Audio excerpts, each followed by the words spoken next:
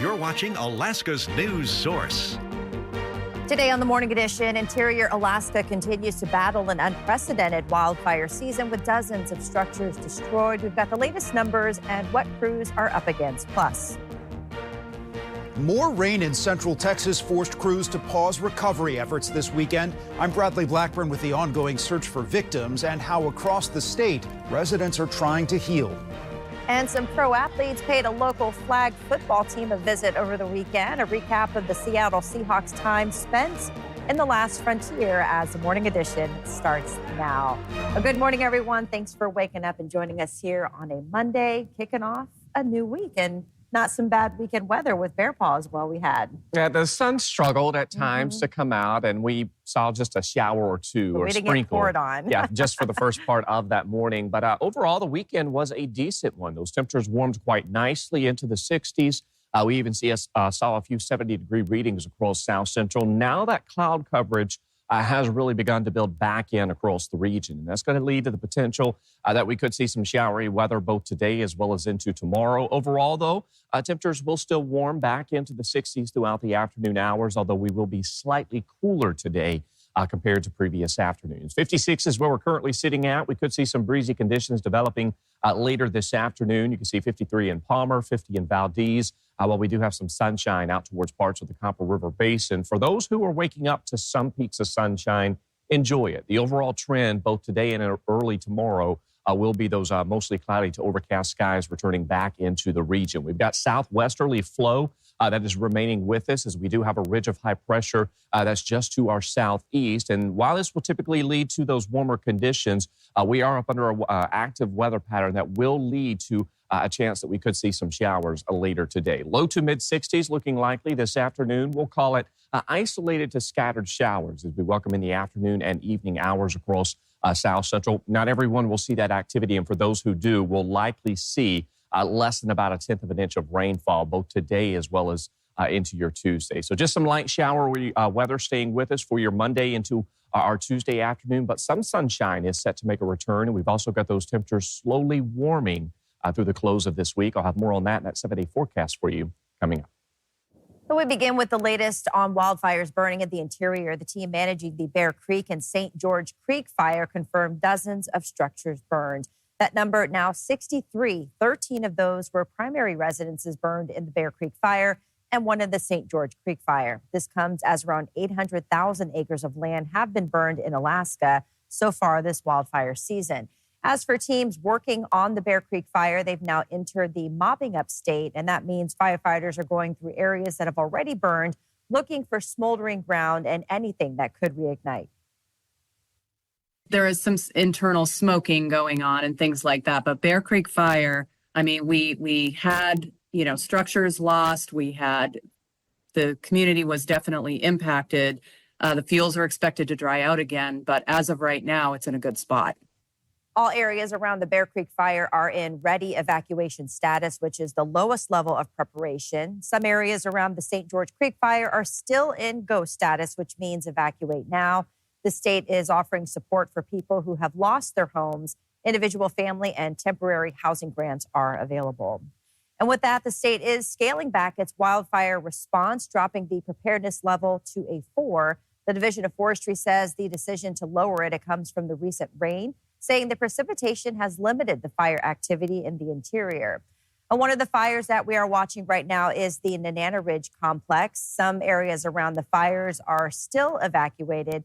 Because of the fire, there's been some delays on the Parks Highway. We actually received about 100 extra resources to help us do things to minimize the fire's impact on the Parks Highway. And so they are working along from about milepost 320 and all the way up to about 334 to get that open, the fire mopped up as much as possible. We're able and protect the structures and the values in those areas. In Juneau, some people can get sandbags this month to help prevent against future flooding from the Mendenhall River. The CBJ and Tlingit and Haida are partnering for a sandbag distribution event, but you will have to fill the bags yourself. Anyone who lives within the predicted 18-foot flood inundation area can stop by and fill up to 75 sandbags. The bags, sand, and shovels will all be provided. The events are the next 2 Saturdays. That's from 11 to 3 at the Diamond Park Fieldhouse parking area. In central Texas, late Sunday, more rain and the threat of flash flooding. It forced crews to temporarily pause their search for victims from last week's deadly floods. Officials say dozens are still unaccounted for. Bradley Blackburn has more on where things stand. Little more than a week after deadly floods hit central Texas, a slow-moving storm dumped even more rain there over the weekend. It pushed rivers past their limits. Residents rushed out of the way. Just kind of like, uh-oh, here it comes again. And search crews were forced to stand down. We'll probably end up not being able to do anything today and just try to get back at it in the morning. More than 12,000 volunteers have now arrived to help with reconstruction and recovery. While at least 132 fatalities have been confirmed, more than 160 people are still missing. All across the state, green ribbons tied to trees honor the victims. And in Kerrville, flower shops are promising free arrangements for funerals. Every single person in this community is helping out in the flood relief in some way. On Face the Nation Sunday, Democratic Senator Maria Cantwell called for close scrutiny of federal weather forecasting. We as a nation shouldn't be second to Europe or anybody in being a weather-ready nation. We should be the smartest government in the world, using technology, analyzing the data, and putting a forecast system into place. And in Texas, they are mourning and healing. In Houston, hundreds stood along a procession for 12-year-old Shiloh Wilson, who was swept away from a campground with his parents. It just breaks my heart that you just don't have a chance to say goodbye. So many goodbyes as a long recovery begins. Bradley Blackburn, CBS News, New York. Over the weekend, Texas Governor Greg Abbott announced that several more counties will be included in the Presidential Disaster Declaration, which provides residents with federal assistance. Dozens of riders hit the road over the weekend to remember one of their own.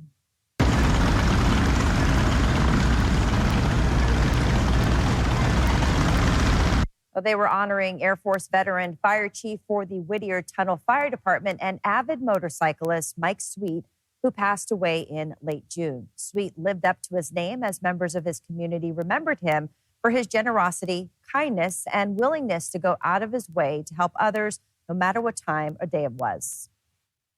Mike was a very private person, but the things that he would do for everybody were just incomparable. He would stay here at the Harley shop until it closed. He would come here after he got off work, and he would walk the women out to their cars, especially in the wintertime. The fleet of motorcycles drove to the Whittier Tunnel from Anchorage's House of Harley and then returned a few hours later to hold presentations honoring Sweet's service, both in the Air Force and as a firefighter. If you were looking for a guy that just kind of quietly lived his life and walked around and made Alaska a better place to be, that was Mike. If you needed anything, he would give you the shirt off of his back, and he was always ready to help no matter what. Sweet will be remembered by his community as they don a new patch on their vests to never forget their friend. And in case you missed our documentary that aired on Saturday, you can watch Kathleen, Joe, and Veronica, Who Else? The Search for Brian Smith's Unwritten Victims on our free streaming platforms, our website, and our YouTube channel.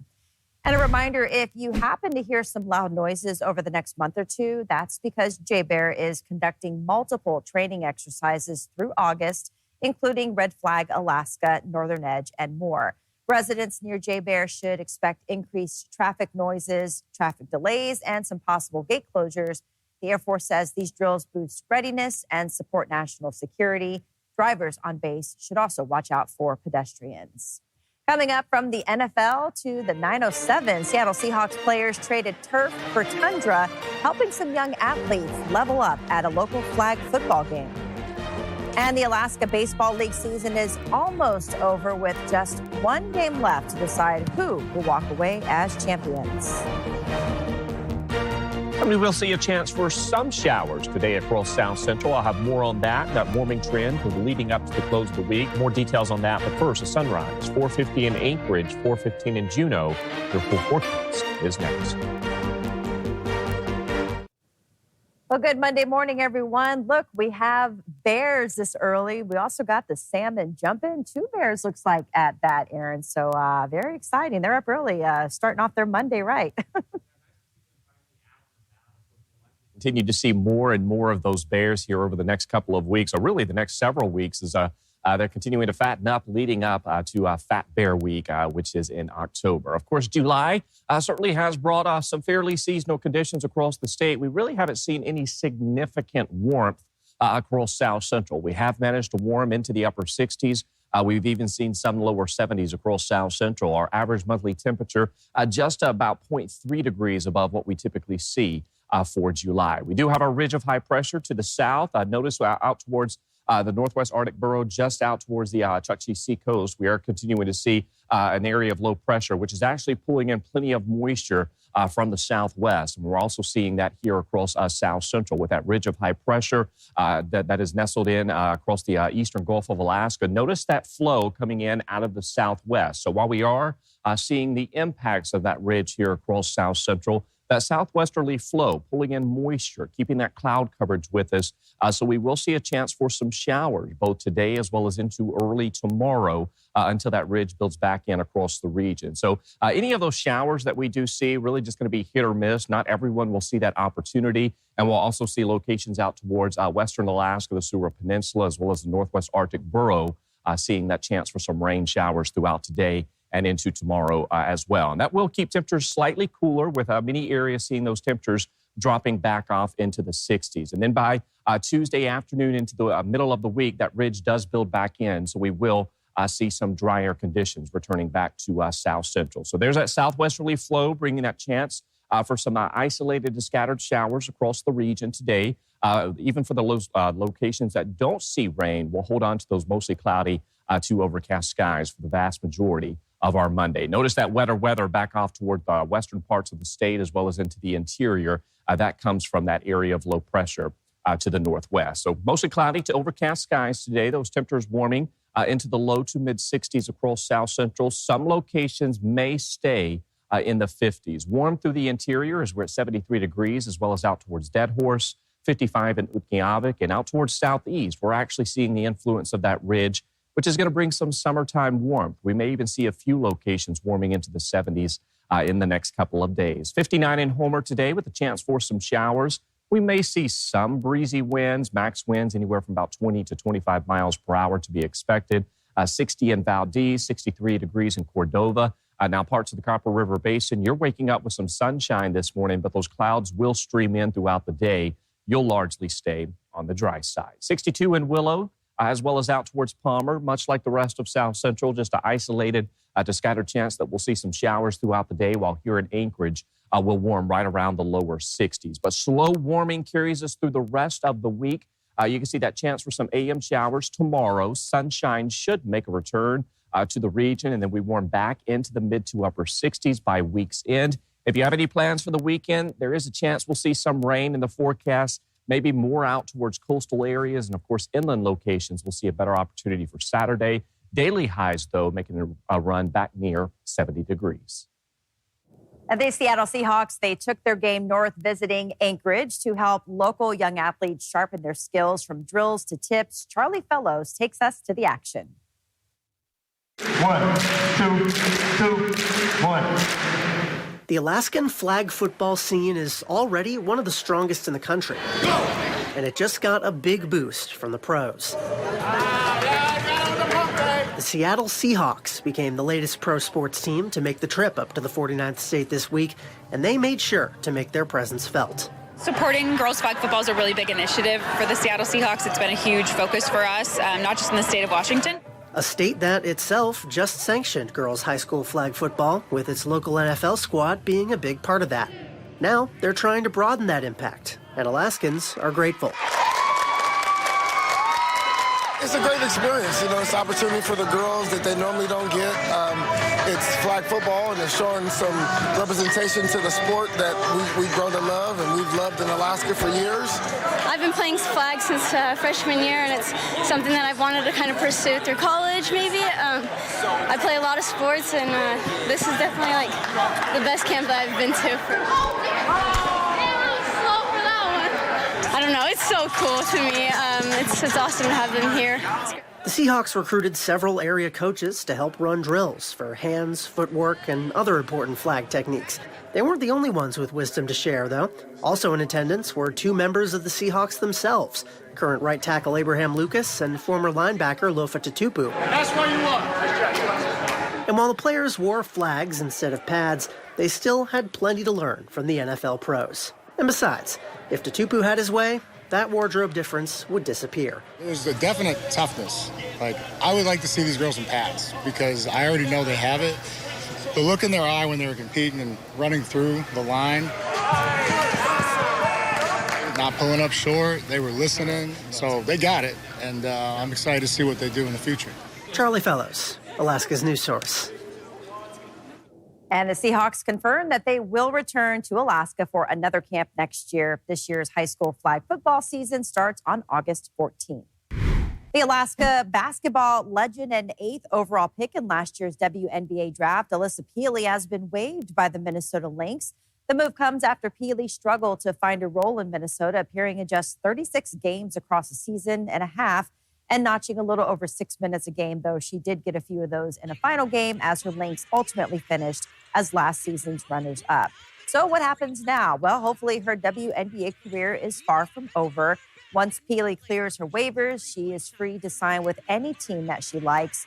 A draft pick that high being so released early into her career, that's not very common, so she might be able to find a landing spot fairly quickly and move forward with her career. And the Alaska Baseball League's regular season only has one more week of games to go. This past week saw the 2 Anchorage teams, the Bucks and Glacier Pilots, battle 3 separate times. It's part of the yearly Mayor's Cup series between the 2 Mulcahy Stadium roommates, which went to the Bucks last year. That is something Pilots skipper Rich Price was determined to change. I think obviously it's a huge week. We're going to play 4 times, and I think whoever wins 3 out of 4 this week will most likely have a chance to finish second in the league. And it's a great rivalry. I'm thrilled to be a part of it. I'm looking forward to it. I thought the series was really competitive last year, and the first games we played this year have been very competitive. And that was before Monday's game, which Price's Pilots won 8-7. Since then, it's been all Bucks, but the Mayor's Cup officially started last Friday with an 11-5 Bucks win, and they took the second matchup in a 10-0 beatdown over the weekend.